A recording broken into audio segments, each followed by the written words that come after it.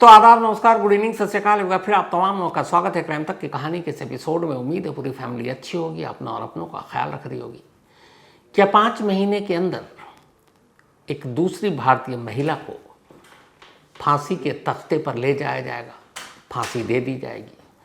आपको याद होगा 15 फरवरी इसी साल यूपी की शहजादी को अबू धाबी के अल बाथवा जेल में फांसी दी गई थी।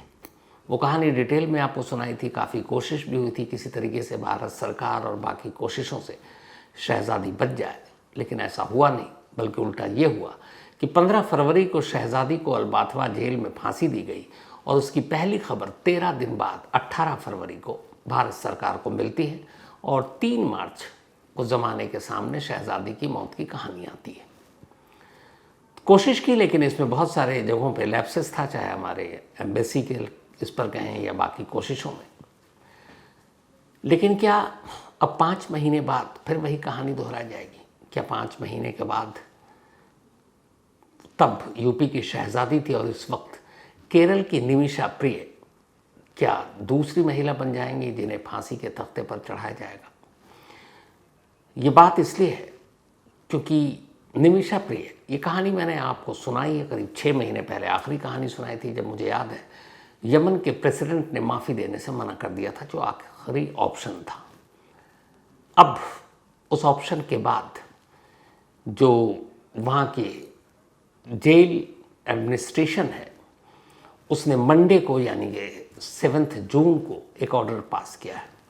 और वो ऑर्डर ये है कि 16 बल्कि जून में कह रहा हूँ, जुलाई 16 जुलाई को, यानी आज से ठीक 7 रात के बाद, 7 दिन के बाद 16 जुलाई की सुबह यमन की सना सेंट्रल जेल में केरल की निमिषा प्रिय को फांसी दे दी जाएगी। ये ऑफिशियल हो गया और इसकी वजह ये है कि पिछले काफ़ी वक्त से निमिषा की मां भी यमन में है, अपनी बेटी की जान बचाने की आखिरी कोशिश कर रही हैं। इसके अलावा जो यमन में रहते हुए एक सोशल एक्टिविस्ट है मिस्टर सैम्बल लगातार कोशिश कर रहे हैं। और सैम्बल ने ही ये बात बताई कि जेलर ने इससे पहले, चूँकि बीच में कई ऐसी अफवाहें र्यूमर उड़ी कि अब निमिषा को फांसी दी जानी है, लेकिन अब ओरिजिनल डॉक्यूमेंट्स, कागजात उन्होंने देखे हैं, मौत का फरमान जारी हो चुका है, जो डेथ वारंट है उस पर सिग्नेचर हो चुका है और निमिषा की मौत की तारीख तय की गई है 16 जुलाई, यानी आज से ठीक 7 दिन बाद, आज ही का दिन, वेडनेसडे, बुधवार की सुबह। और ये फांसी दी जाएगी यमन की राजधानी सना में, और उसी सना में है सना सेंट्रल जेल। शहजादी पर एक बच्चे के कत्ल का इल्ज़ाम था और निमिषा प्रिय पर एक यमन सिटीज़न तलत आब्दो मेहदी के कत्ल का इल्ज़ाम है। सवाल यह है कि क्या अब भी कोई उम्मीद है कि निमिषा बच जाएगी? तो 2017 में जब तलत आब्दो मेहदी का कत्ल हुआ और उनकी लाश टुकड़ों में उन्हीं के घर में पानी की टंकी से बरामद, उसके बाद निमिषा गिरफ्तार हुई और साथ में उनके एक दोस्त, यमन की ही सिटीज़न। लेकिन वो चूँकि यमन की नागरिक थी, उसे सिर्फ 3 साल की सज़ा हुई, लेकिन निमिषा को सबसे पहले सना शहर की ट्रायल कोर्ट ने सज़ाए मौत दी। इस फैसले के ख़िलाफ़ निमिषा ने, जो यमन की सुप्रीम कोर्ट है, वहाँ अपील की। सुप्रीम कोर्ट ने भी इसे एक बहुत ही हीनियस क्राइम मानते हुए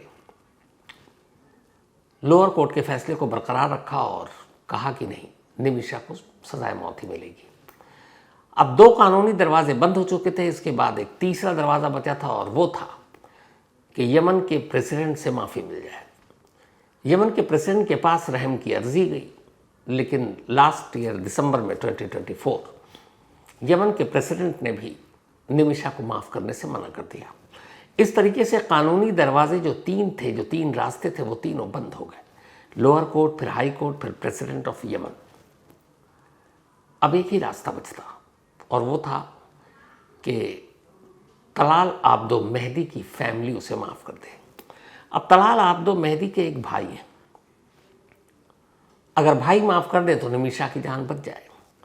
इस बीच में निमिषा की इस फांसी या मौत की सज़ा की खबर जब पहली बार 2020 में सामने आई, इंडिया में आई, तो फिर इसको लेकर बहुत कुछ हुआ और एक सेव निमिषा एक्शन काउंसिल भी बनी कि बचाने के लिए एक मुहिम चली कि निमिषा को बचाना है।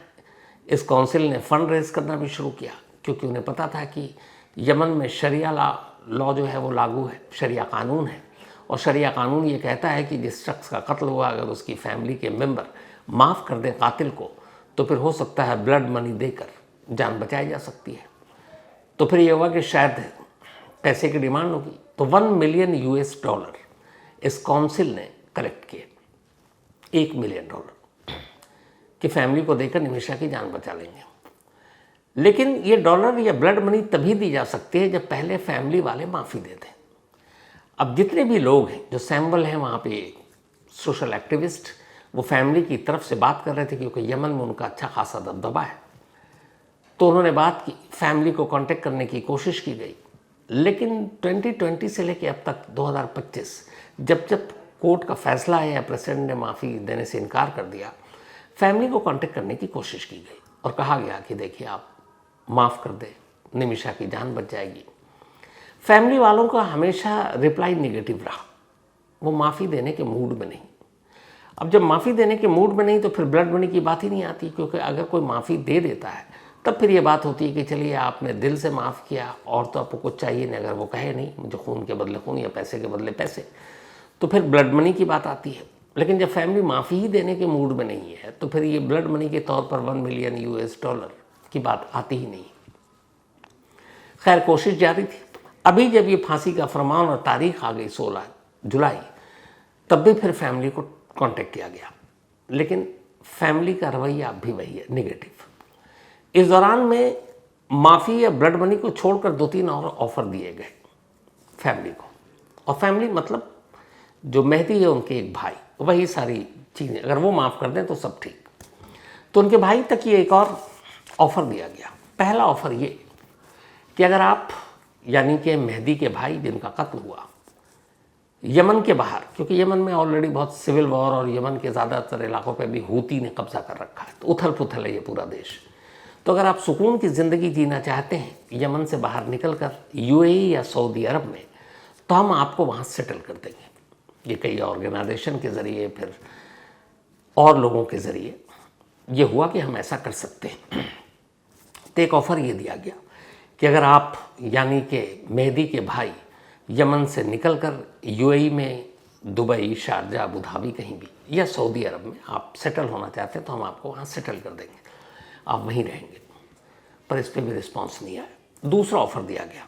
दूसरा ऑफ़र ये था कि अगर आप या आपकी फैमिली में किसी को मेडिकल ट्रीटमेंट की ज़रूरत है जो बहुत कॉस्टली है, खर्चीला है, तो किसी एक मेंबर को दुनिया के किसी भी बेस्ट से बेस्ट मेडिकल हॉस्पिटल में हम उसका ट्रीटमेंट कराएंगे। वो चाहे आप हों या फिर आप जिसको एक बार अप्रूव कर दें या आप नाम ले दें कि इसका इलाज कराना है, तो उस पर जितना भी खर्चा आएगा वो हम देंगे। तो मेडिकल ट्रीटमेंट के इस ऑफ़र को भी ठुकरा दिया गया। बाहर में सेटल होने का ऑफ़र भी ठुकरा दिया गया। ब्लड मनी की बात ही नहीं कर सकते क्योंकि माफ़ी मिली नहीं है। अब चूंकि वक्त कम है, टाइम तेज़ी से भाग रहा है, तो फिर अब शुरू हुई कोशिश, क्योंकि मंडे को तारीख आई है फांसी की। तो प्रॉब्लम ये आ रही है, भारत सरकार ने भी पहले जनरल वीके सिंह ने कोशिश की थी और शायद यही वजह है कि कुछ वक्त के लिए फांसी आगे बढ़ भी गया, वरना अब तक तो तय तारीख पर फांसी हो जानी थी। लेकिन अब भारत सरकार के सामने भी निमिषा को बचाने की एक अजीब दिक्कत आ रही है। दिक्कत है डिप्लोमेटिक चैनल। जो यमन है, वहाँ यमन में बड़ा उथल पुथल है, सिविल वॉर चल रहा था 2013-14 से ही, गृह युद्ध टाइप के हालात। तो वहाँ की जो सरकार थी वो सरकार भी बस कहीं कोने में ही सिमट कर रह गई है। यमन के एक बड़े हिस्से पर हूती नाम के संगठन का कब्जा है जो ईरान सपोर्टर है। जो यमन की राजधानी सना है, उस सना पर भी हूती का कब्जा है, यानी वहाँ यमन की ऑफिशियल गवर्नमेंट का कोई कंट्रोल नहीं है। उस सना में जो सेंट्रल जेल है जहाँ इस वक्त निमिषा को रखा गया और जहाँ 16 जुलाई को फांसी दी जानी, वो जेल भी हूती के कंट्रोल में है। अब इस वक्त वहाँ पे हमारी कोई एम्बेसी नहीं, क्योंकि सब हूती और सिविल वार की वजह से हमारे स्टाफ, एम्बेसी तो है, स्टाफ नहीं है, बस वहाँ के जो लोकल हैं यमन के लोग वहीं वहाँ पे काम कर रहे हैं, रोज़ आते हैं। जो हमारे सऊदी अरब के एम्बेसडर हैं, सऊदी अरब के एम्बेसडर को एक्स्ट्रा चार्ज मिला हुआ है यमन का, तो वो सऊदी अरब रियाद में बैठकर यमन के कामकाज को देख रहे हैं। लेकिन अब निमिषा को बचाना है, बातचीत करनी है वहाँ की सरकार से, तो कैसे करें? क्योंकि डिप्लोमेटिक चैनल बंद है, एम्बेसी नहीं, एम्बेसडर नहीं, और वहाँ पे कौन, क्योंकि हूती का तो हमारे यहाँ भी नहीं है, तो किससे बात करें? और जो यमन की पहले की सरकार थी उससे बात करने का कोई फ़ायदा नहीं है, क्योंकि उसके कंट्रोल में नहीं, उसके कब्जे में नहीं है। तो यहाँ ये दिक्कत आ गई, अब क्या करें? तो अब ये हुआ कि जो सैमुअल साहब हैं उनसे बात हुई, हमारी जो गीता मोहन है उन्होंने आज उनसे लंबी बातचीत की थी, और इस वक्त वो यमन पहुँचे हुए हैं। तो उन्होंने बताया कि अब चूँकि ब्लड मनी का सवाल नहीं, माफ़ी दे नहीं रहे, उन्होंने मेडिकल ट्रीटमेंट के ऑफ़र पर अभी तक जवाब ही नहीं दिया, यूएई या सऊदी अरब में सेटल होने के भी ऑफ़र पे उन्होंने खामोशी अख्तियार कर रखी है। तो कुल मिलाकर जितने उनको अप्रोच किया जा रहा उनकी तरफ से कोई जवाब नहीं आ रहा, और इससे ये लग रहा है कि शायद मेहदी की फैमिली माफ़ी देने के मूड में नहीं है, और निमिषा को अब बचाने की इकलौती जो कोशिश या आखिरी रास्ता है वो सिर्फ यही है कि सिवाय फैमिली के माफ़ी देने के अलावा निमिषा की जान को कोई नहीं बचा सकता, क्योंकि ये यमन के कानून के हिसाब से। फिर भी एक आखिरी कोशिश जारी है।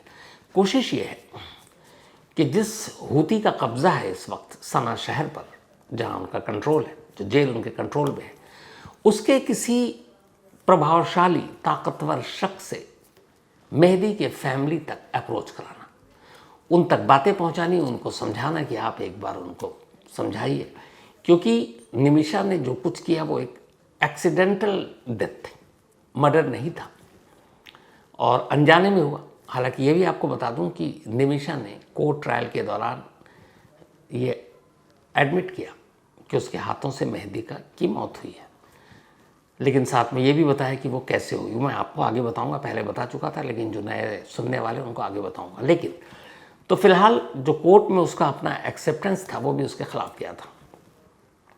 तब हूती के नुमाइंदों से, हूती के पावरफुल लोगों से, बैकडोर चैनल से आखिरी वक्त में बातचीत करने की कोशिश की जा रही है, क्योंकि अब वक्त है सिर्फ आज के बाद 6 रात बचेगा, क्योंकि वेडनेसडे की सुबह, आज भी वेडनेसडे है, फांसी देने की तारीख और वक्त तय किया गया। तो अब कल के बाद से सिर्फ 6 रात, तो अब वक्त भाग रहा है, और अगर जल्दी फैसला नहीं हो पाता, परिवार माफ़ी नहीं देती, तो फिर कोई सूरत नहीं है, क्योंकि कानूनी लड़ाई सारी निमिषा हार चुकी है, चाहे वो लोअर कोर्ट हो, सुप्रीम कोर्ट हो, यहाँ तक कि प्रेसिडेंट की जो माफ़ी है वो भी हार चुकी है। भारत सरकार अब इसलिए कुछ करने के लायक अभी इस हालत में नहीं है, क्योंकि समझ में नहीं आ रहा कि डिप्लोमेटिक चैनल बंद है, तो बात किससे करें? और जो सरकार अभी भी जिसको मान्यता मिली हुई है, उस सरकार के पास इतनी ताकत ही नहीं है कि वो अपना सिक्का चला सके और निमिषा की जान बचा सके। तो जान बचाने की पावर इस वक्त एक ही के पास है, वो है हूती, जो वहाँ के हुक्मरान है। हूती के पावरफुल लोग अगर मेहदी के भाई और उसकी फैमिली को, मेन भाई ही है क्योंकि मेहदी की शादी नहीं हुई थी,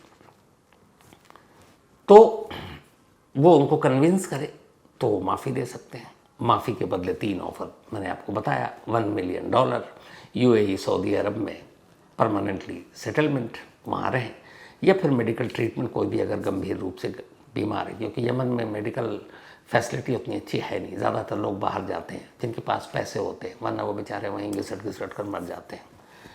तो अब 6 दिन के अंदर ये माफ़ीनामा होना चाहिए। माँ वही हैं, बाकी की तरफ से भी कोशिश हो रही है, अब पता नहीं क्या होगा।